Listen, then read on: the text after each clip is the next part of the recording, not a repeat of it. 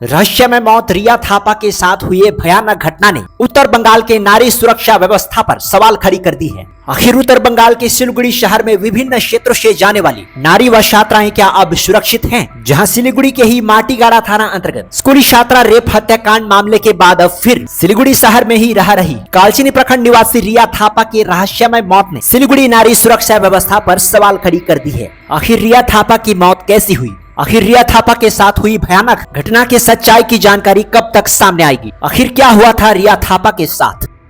9 सितंबर के रात को 9 बजे के आसपास एक रहस्यमय घटना होती है सिलीगुड़ी में एक कालचिनी प्रखंड की रहने वाली युवती रिया थापा के साथ।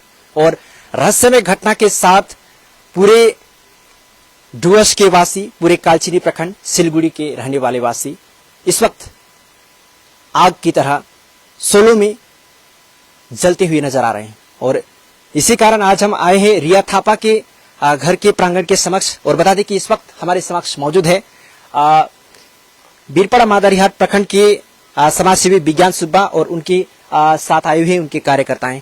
और बता दें कि इस वक्त एसजे न्यूज वर्ष लाइव जुड़ चुके हैं आप सभी के समक्ष। और आज हम विज्ञान सुब्बा जी द्वारा जो सत्यता पर बल देने पर यहाँ आए हुए हैं, उनसे जानकर बताएंगे कि आखिर उनकी क्या राय है, उनकी किस प्रकार के सहयोग जो है परिवार वालों को मिलने वाले हैं।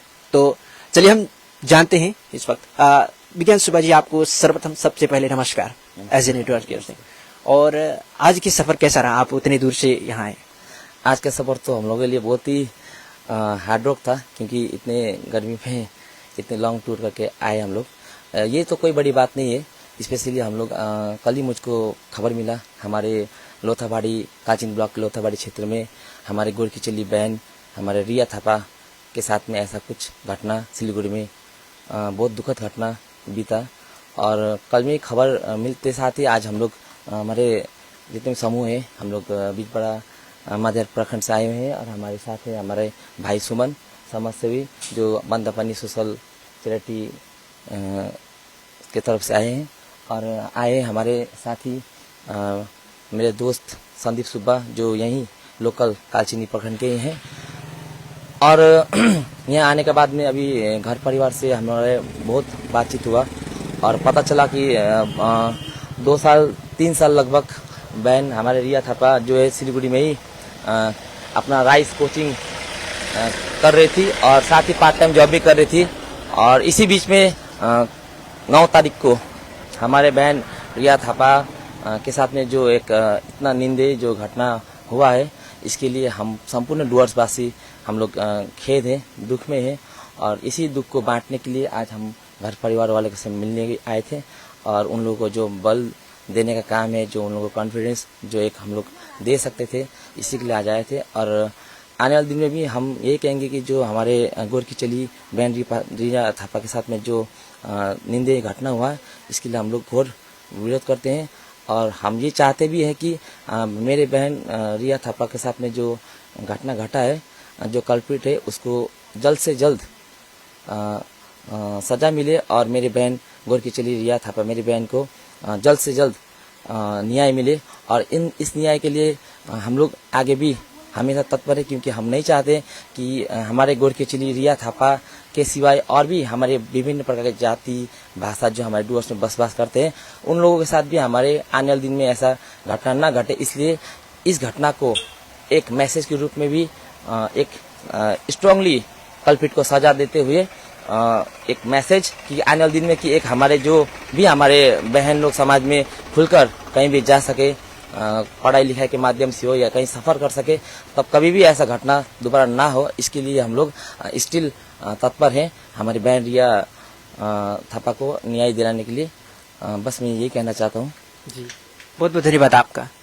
विज्ञान सुब्बा जी को बहुत बहुत धन्यवाद। और दर्शकों, इस वक्त हमारे समक्ष मौजूद है रिया थापा जी के घर परिवार सदस्य और उनसे भी जानने का प्रयास करेंगे कि आज किस स्थिति तक पहुंच चुका है यह केस। सर्वप्रथम आपका नाम क्या है? लिली थापा जी।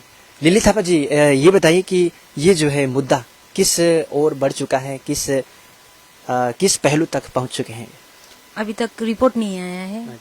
और हम लोग का 2 दिन का टाइम दिया हुआ था राजू बिष्ट सर जी MLA, तो उन्होंने कहा था 2 दिन के अंदर अंदर रिपोर्ट देना पड़ेगा, लेकिन अभी तक वो नहीं मिल रहा है। और दूसरी बात ये सुनने में आया है, जो पोस्टमार्टम जो करते हैं वो डॉक्टर अभी उनको वहाँ से ट्रांसफर दूसरी जगह किया है, हम लोग को सुनने में आया है।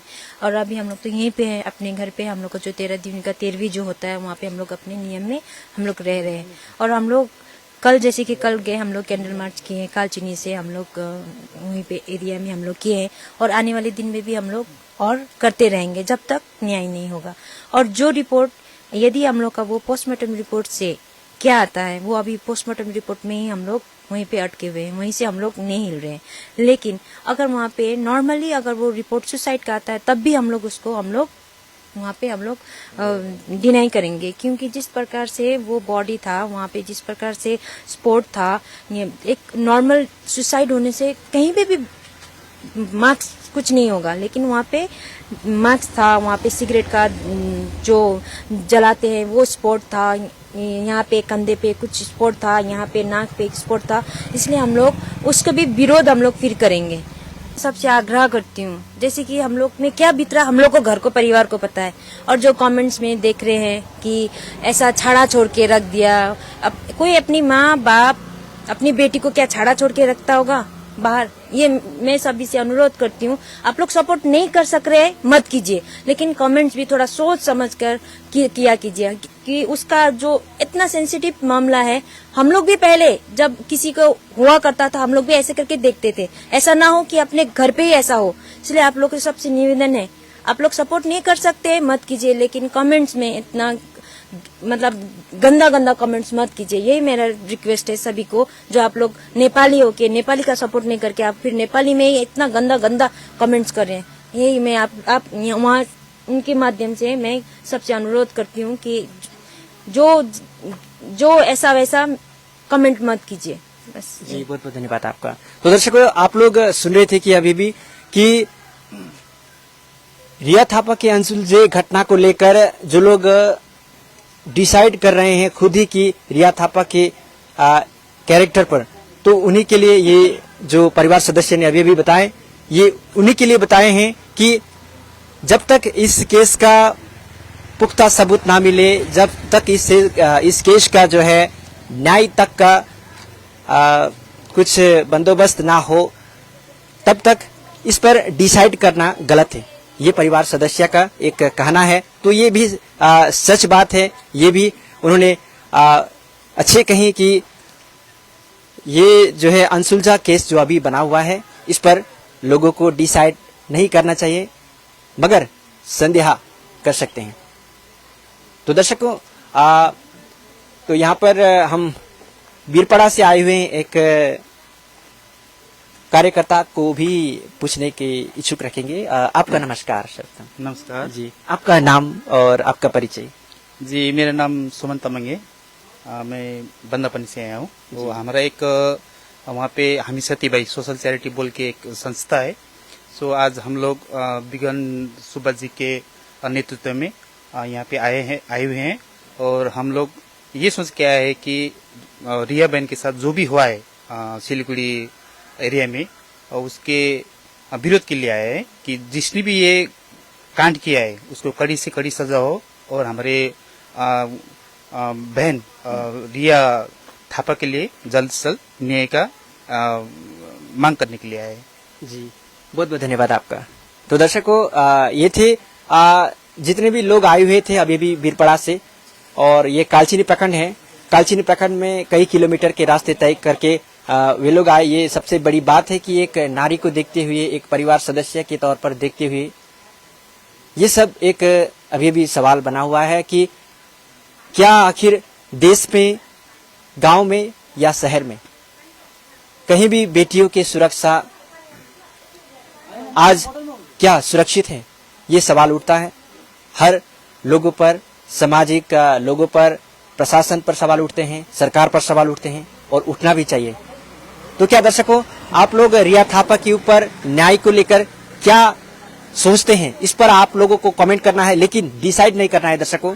ये आप लोगों को संदेहास्पद जो है घटना को लेकर इस प्रकार के आप लोगों को इस वक्त आप सब लाइव देख रहे हैं एस न्यूज वर्ष। मिलते रहेंगे नई खबरों के साथ।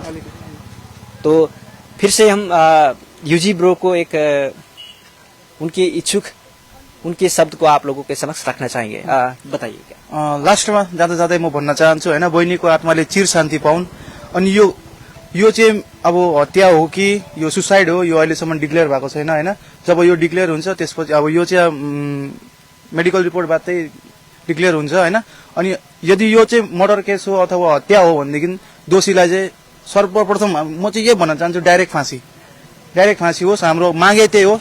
अगर यो मर्डर हो भनेदेखि चाहिँ यो केस यो हाम्रो माग चाहिँ न्याय पाउनुपर्छ, जस्टिस चाहिँ हुनुपर्छ बहिनीलाई।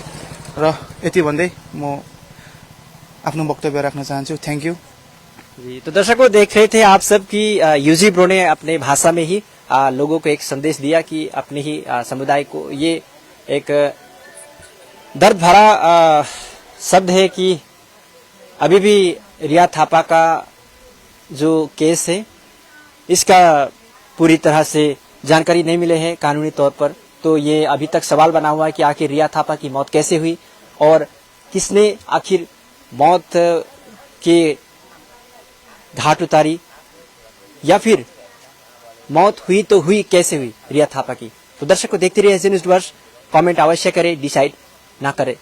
तो देखते रहिए एस न्यूज वर्ष। मिलते रहेंगे नई खबरों के साथ। ख्याल रखें अपना।